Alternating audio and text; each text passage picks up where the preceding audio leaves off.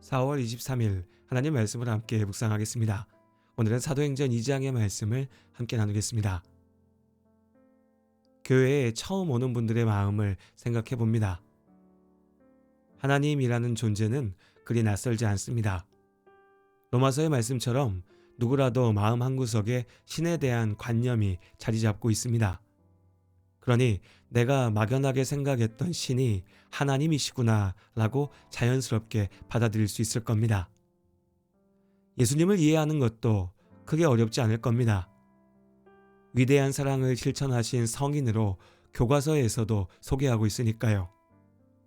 교회 다니는 사람들은 예수를 믿는다 라고 모두가 알고 있습니다. 하지만 성부 하나님과 성자 예수님의 관계에 대해서 들으면 조금은 고개를 갸웃거리게 됩니다. 아버지와 아들은 구별되면서도 한 분이시고 예수님은 참 사람이시면서 또한 참 하나님이시다. 이해하기 어렵지만 신앙의 신비로구나 생각하면 어쨌든 넘어갈 수 있을 것 같습니다. 그런데 성령에 대해서 이해하려고 하면 막막해집니다.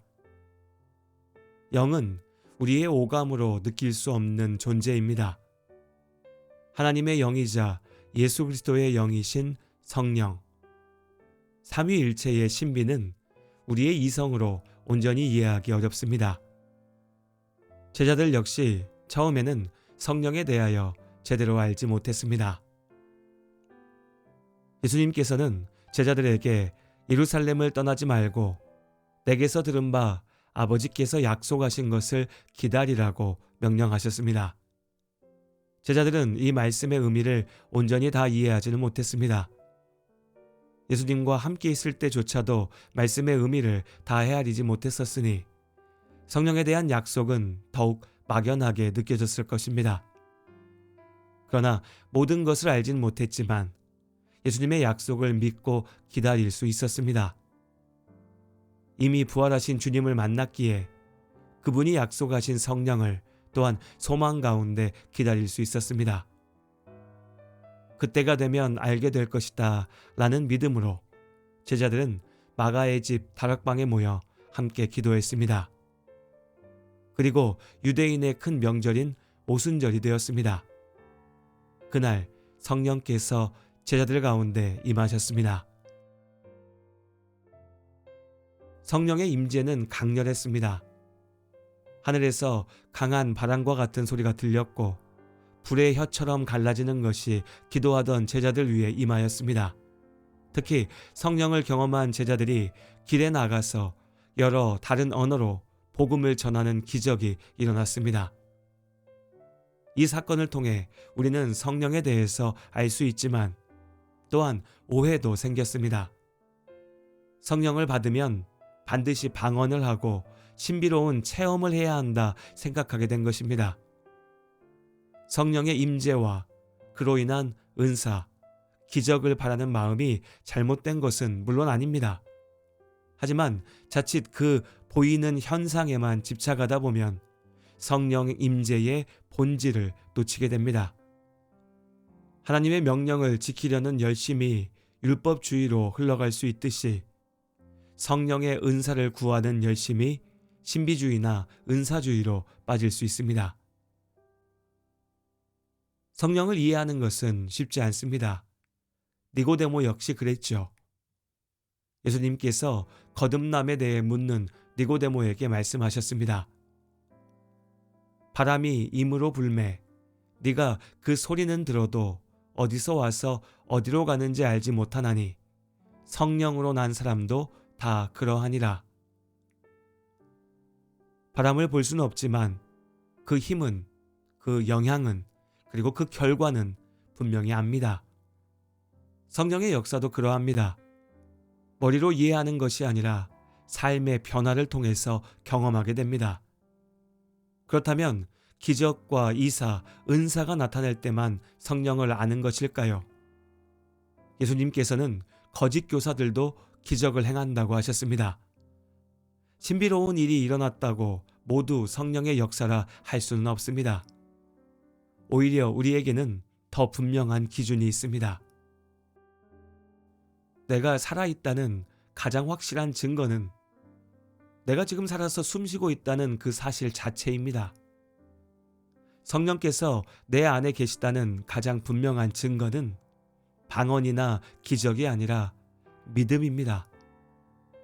내가 참으로 예수 그리스도의 죽으심과 부활하심을 믿는다면, 그 십자가 복음 아래 나의 구원이 있음을 믿는다면, 그 믿음은 내 것이면서 동시에 성령께서 나에게 주신 은혜의 선물입니다.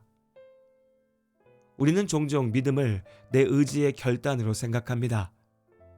내가 믿기로 작정했으니 믿는 것이라고 여기는 것이죠. 그러나 정말 그럴까요? 우리가 아무리 애써도 믿어지지 않는 일들이 있습니다.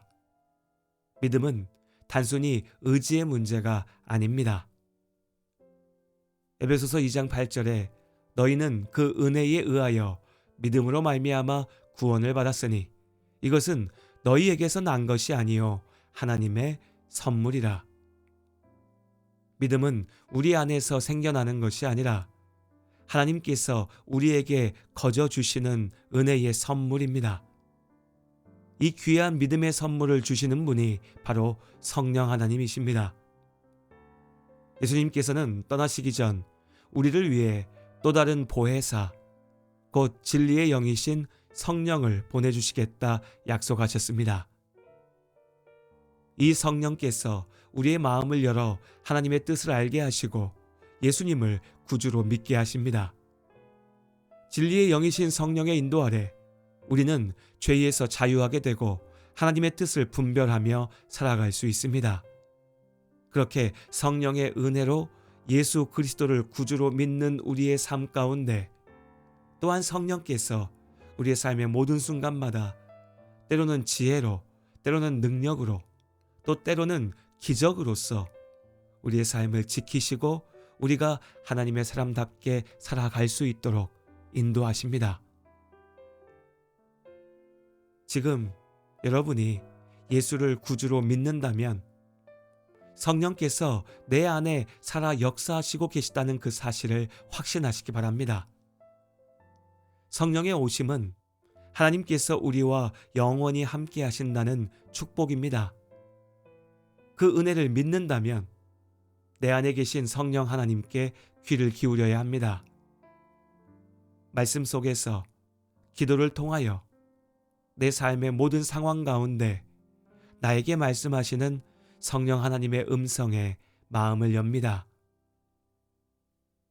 믿음은 하나님의 선물, 하나님의 택하심입니다.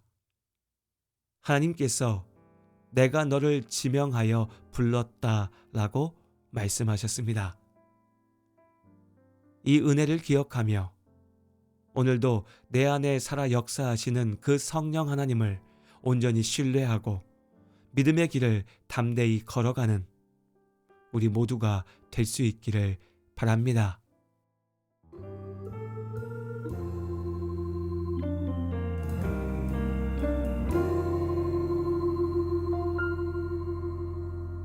허무한 시절 지날 때 깊은 한숨 내쉴 때 그런 풍경 보시며 단식하는 분 있네. 고와 같이 너희를 버려두지 않으리. 내가 너희와 영원히 함께하리라. 성령이 오셨네. 성령이 오셨네. 내 주에 보내신 성령이 오셨네. 우리 인생 가운데 친히 찾아오셔서 그 나라 꿈꾸게 하시네. 억눌린 자 갇힌 자 자유함 있는 자 피난처가 되시는 성령님 계시네. 주의 주의 영이 계신 곳에 잠자유가 있다네. 진리의 영이신 성령이 오셨네. 성령이 오셨네. 성령이 오셨네. 내 주에 보내신 성령이 오셨네. 우리 인생 가운데 진이 찾아오셔서 그 나라 꿈꾸게 하신대.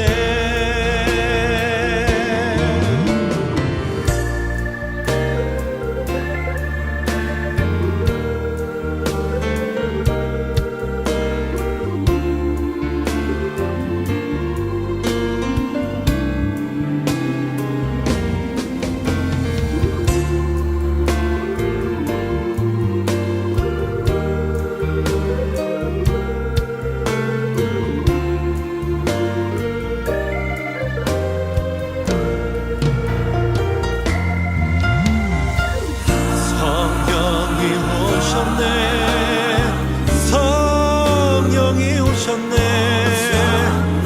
내 주에 보내신 성령